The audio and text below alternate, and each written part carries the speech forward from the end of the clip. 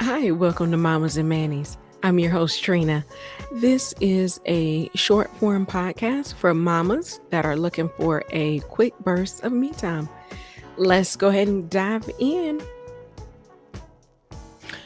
So, we always start off with our motivational quote, our mantra for the week. This week, we're going to do our mama time is going to be the self love workbook for women by Megan Logan. And I'm actually going to read a quote from chapter 4. That's the chapter that we're on. So I'm going to read the introduction quote from this book. Whenever I notice something about myself I don't like, or whenever something goes wrong in my life, I silently repeat the following phrases. This is a moment of suffering. Suffering is part of my life. May I be kind to myself in this moment. May I give myself the compassion I need.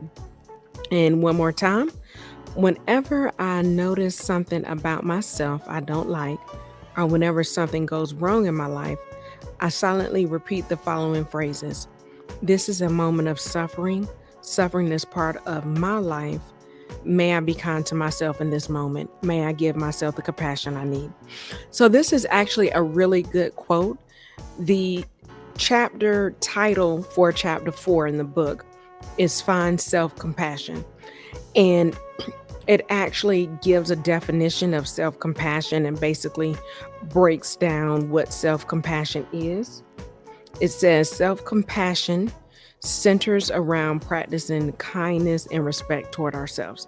And I think for moms, that's definitely something that we need to practice every day, sometimes every hour, because we go through a lot of things just throughout the day, and you're thinking, like, did I do the right thing? Did I make the right choice?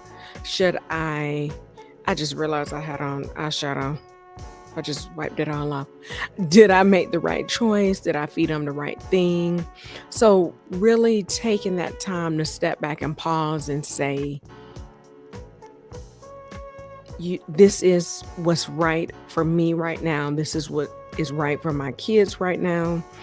And just practicing, like the book says, kindness and respect toward ourselves. So, respecting your boundary as a mother, a friend, a wife, a daughter, whatever that may be for you, and just making sure you're kind to yourself with your decision. Let's see. Okay, here's another line from the book. It also requires, and this is talking about self compassion, it also requires openness and vulnerability and acknowledging past trauma, our mistakes, and working through difficult emotions like anger, hurt, and sadness. Self compassion allows us to release criticism and self judgment. With self compassion, our worth is not dependent on the outcome. A self compassionate response cuts through extreme beliefs, normalizes the feeling, and offers encouragement through the disappointment. Now, this last part is actually really powerful. It really hit home. And it's when it said self compassion is our worth. Self compassion, hold on, I'm reading this wrong. With self compassion, okay, our worth is not dependent on the outcome. So to me, that's basically saying how you feel, your confidence, how you feel about yourself is not. So self compassion is not based on that or the outcome of what happens. Self compassion cuts through extreme beliefs like, I'm not good enough, I'm not a good enough mom, I should be teaching my kids, like your child is 4 years old and my child should be learning another language. That's extreme. Unless you're bilingual yourself and you are really working that into in your child's daily life. But I mean, if you're not bilingual and your kid should know multiplication and all these other extreme things, it's kind of like, is it really needed? It also cuts through Well, it cuts through extreme beliefs. It normalizes the feelings that you're having. And I think sometimes as a mom, especially if you're not talking to someone like a therapist or other moms or a close friend, and you're able to vent, it can seem like things are not normal that you're feeling. Like when your child is crying, for instance, tonight, my kids, I don't, for some reason, both of them had a 30-minute meltdown crying. One wanted to read a book after she just got done reading a book and her version of reading. And the other one, I'm laughing because this is hilarious. She's done this for the last 2 nights. She wants to wear regular clothes to bed. And you're probably thinking, just let the girl wear regular clothes. I think the normal feeling for that is I can choose for her to wear normal clothes, or I can normalize the fact that she is trying to extend before she goes to bed. So, just normalizing the feeling of that I made the right choice. Am I a bad parent because I didn't let my child wear long sleeves to bed? It's not that big of a deal. Just normalizing that is kind of like work through it. It's okay. We all go through those silly instances. And it also offers encouragement through the disappointment. So if you do feel disappointed that you disappointed your child and didn't let them wear long sleeve or whatever that may look like for you in that particular day, you gave them a different cup, whatever. Just making sure that you're not disappointed by that. Like that's not the end of the world for you. For your child, it may feel like that because their favorite cup is pink and you gave them a red one, whatever that may be. So it just goes through a few things, a few exercises in the book. One of the exercises that's really good that I actually hadn't done, and it's basically saying make a list of your social media accounts and ask yourself the following questions. Do I feel empowered, good enough, and happy after being on this social media site? So after scrolling through Instagram for 10 minutes, do I feel like, oh, my life is worthless? Because all everybody you're basically following is making a lot of money. They're driving nice cars. If it's summertime or even if it's around the holidays, they're going on all these trips. It's like it's making you feel bad about what you're doing in your life. Um, and it's saying just jot down a few notes about how you feel after you visited that site. So that was Instagram. If you're on Facebook still, how do you feel after being on Facebook? For me, I'm still on Facebook and I use Facebook as more of like talking to friends from college and high school and really laughing, having fun. I don't take Facebook that serious. I have a VIP group in Facebook, which I do take serious, but through my main feed, it's kind of like I'm looking at other people for fun, more silly things. On IG, for some reason, I look for people like what they're doing, motivational things and stuff like that. So people that aren't necessarily my friends that I grew up with or came with through school. So just listen what you have. And I do have a Twitter. I use that just for a few things, really for Mamas and Mannies. It's the same handle. So on Twitter, I'm Mamas and Mannies. Instagram, Mamas and Mannies. And then on Facebook, just my regular self, Natrina Goodwin. Um, so just doing that, it has 5 slots here, but I'm only on those 3. I can't even think of anything else but TikTok. I'm showing my age, huh? And then one good exercise on page 50 of the book is a letter to your younger self. So it's basically saying, think back to a time where you felt like you were struggling or you faced disappointment, whatever that may look like. If it was after a breakup, if you didn't get a certain part or a certain job, just write a letter to yourself. Since you've lived through that particular situation, writing a letter to yourself, letting yourself know you'll be able to get through it. So it gives you some blanks and it has some pre-filled things and it just wants you basically to fill in the blanks. So that's really good. Also, another great section is compassionate comebacks. So it lists 6 negative statements, and it wants you to sit and think and turn that into positive statements. So I'm going to read through these.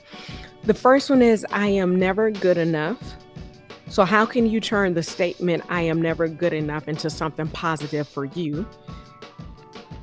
The next one is, no one will ever love me.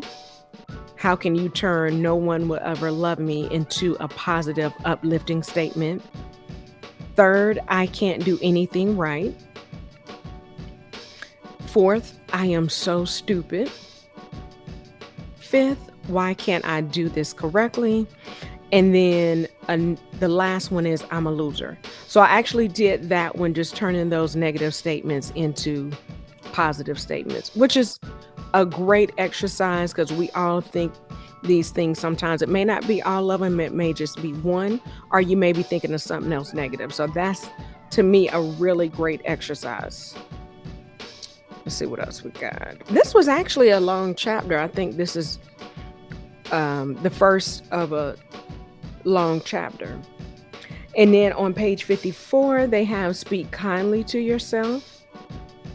So they gave an example of, first you'll make a statement, then you'll come back with an answer. Example, I am such an idiot. After dropping your phone or doing something that's simple. Answer, it's okay, it didn't break. I'm sure I'm not the first person to drop a phone. So really, this goes back to normalizing the behavior that you're feeling and cutting through the extreme belief. The extreme belief is, I'm such an idiot for dropping a phone, which is definitely a mistake. And the answer is basically normalizing that it's okay, it didn't break, and saying, I'm sure I'm not the first person to drop a phone. So it actually goes through 3 of these like statements that you may have made. So it's almost like a thought hack when you're thinking about something and you have that extreme thought, really coming back and working through those feelings of normalizing it. How can you make it seem like a better situation? Taking that extreme out of it.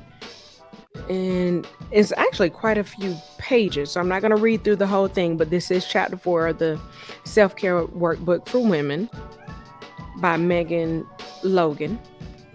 I did want to end with mantras for self-compassion because I think mantras are something good. This is something, if you listen to, if you just want to fast forward to this particular part in the episode, you can definitely do that. And just listen to this. So I'm going to read actually a few of the mantras. Mantras and affirmations can help reinforce self-compassion. See which ones listed here resonate with you. Try saying these or posting them where you can read them daily. The first one is, I am doing the best that I can right now, and that is enough. This is a powerful one for a mama. I am doing the best that I can right now, and that is enough.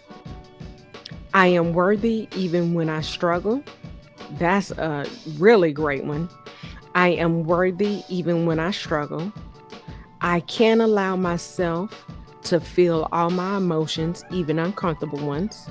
I can allow myself to feel all my emotions, even uncomfortable ones. My feelings are neither good nor bad. They just are. I can make mistakes. They are normal. They are a normal part of growing and learning. I am learning and growing every day, especially being a mama. That's a good one. I am learning and growing every day. So just think about however old your kids are, your oldest child is, and say, that's how long I've been a mom. Like my oldest child is 4. I've been a mom for 4 years.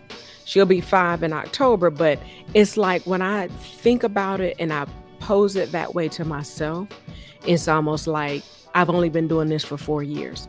You know, I've had my mom, my grandma to look at, and my sisters and other friends that have kids, but it's still like we've been a mother we've been a mother for less time than we've been living. If you have younger kids. And I can handle it. I can handle it if not everyone likes me. Oh, okay. I can handle it if not everyone likes me. So I guess for me, I don't like how that one's written, but it's saying I'm still okay if I'm not liked by everybody. And that's also a good one. When your kids start going to school or when you're going on play dates and you may have a different belief than other people, that's always a good one to think about. I can handle it even if everyone does not like me in this group or where I'm at right now. So I just went over a few pages. This particular chapter, like I said, it's a long one. It goes from page 47 all the way to, ooh, this is a long one, 65. And just I'll read the conclusion to wrap it up. It's just saying navigating vulnerable and uncomfortable places, especially from our past, can be challenging. Adding self compassion to the mix can change the game dramatically. No matter what obstacles and detours come our way, self compassion allows us to keep moving forward. So that's just one thing to think about and remember that loving myself means embracing and learning from my mistakes. That's a big one. If you don't remember anything else, loving myself means embracing and learning from my mistakes. That's definitely a big one. So, definitely, if you're watching us, here's the workbook. You can get it on Amazon. I'll have in the show notes on how to order it. Last time I checked, it was actually almost half the price that I paid for it. So it may be decreasing even more in price. It's a great workbook to have. It's a two-part approach. Great workbook by Megan Logan. And if you're just listening, I'll have the show notes again. And still on our YouTube, I'll have that also. Like, no matter where you're listening or watching, like, press the like button, subscribe so you'll know when new episodes come out and you'll get notifications. For some reason, every week I forget about that. So make sure you like, subscribe to the channel, leave a comment. That way I'll know what you're doing. Let me know if you're enjoying the book in the comments. And it's something else. Like, subscribe. Oh, hit the bell for notifications. That way I always mix that in with the like. So hit the bell for notifications. That way you'll know when we come out with a new episode. And just remember, like the book just said when we went over in chapter 4, self-compassion is something you want to practice every day, every hour, every time you feel that you have an extreme belief, every time you feel that you've done something wrong. I'm going to do air quotes. If you're listening, just think about the self-compassion. Think about the mistake, cut through it. Remember, we're all human. We just started this thing. Even though there are plenty of books on being a mama and self-care, those are generalizations and they're not specific to you and I. So just remember that. And always remember, me time is not selfish, it's essential. This is Trina. Until next week, practice self-compassion. Have a good week, Mama.